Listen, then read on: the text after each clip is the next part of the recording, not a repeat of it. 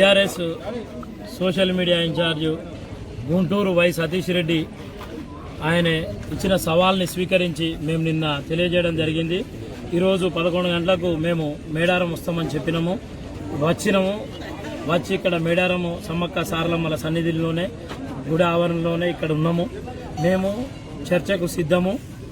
మరి ఆ సవాళ్లు విసిరిన నాయకులు పారిపోయినరు, ఇక్కడ అందుబాటులో లేరు. ఎందుకంటే వాళ్ళు కేవలము దుష్ప్రచారం చేయడం మాత్రమే వాళ్ళ లక్ష్యము.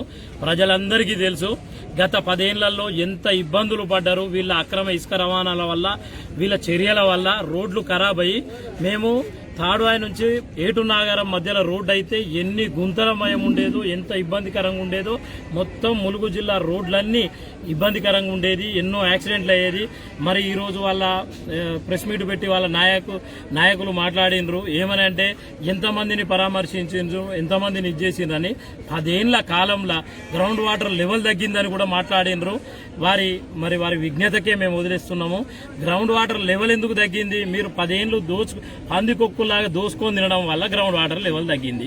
ఇప్పుడు పారదర్శకంగా జరుగుతున్నది. మళ్ళొకసారి కూడా చెప్తున్నాం, మేము మా ప్రభుత్వం మా హయాంలో ఎటువంటి ఓవర్లోడ్లు కానీ, జీరోలు కానీ, అక్రమ రవాణాలు కానీ లేవు.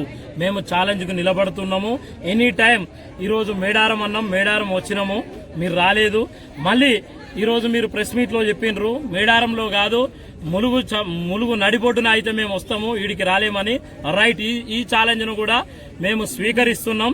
మేము ములుగు నడిబొడ్డుకు సాయంత్రము 6 గంటలకు మేము అక్కడ ఉంటాము, మీరు రండి, మేము చర్చకు సిద్ధమని. ఇక్కడ నుంచి మేము ములుగుకే వస్తాము. ములుగులో అయినా సరే, ములుగు గాంధీ సెంటర్లో, నడిబొడ్డు గాంధీ సెంటర్లో మేము చర్చకు సిద్ధము. మేము వస్తున్నాం 6 గంటలకు. మీరు మాట మీద నిలబడేటోళ్ళు అయితే, మీరు మాట్లాడేటి నిజాలే అయితే, ఇప్పటికైనా సరే మీరు మాట్లాడేది కొంతవరకైనా సరే ప్రజలు నమ్మాలి అంటే మీరు సాయంత్రం రండి, మేము చర్చకు సిద్ధంగా ఉన్నాం.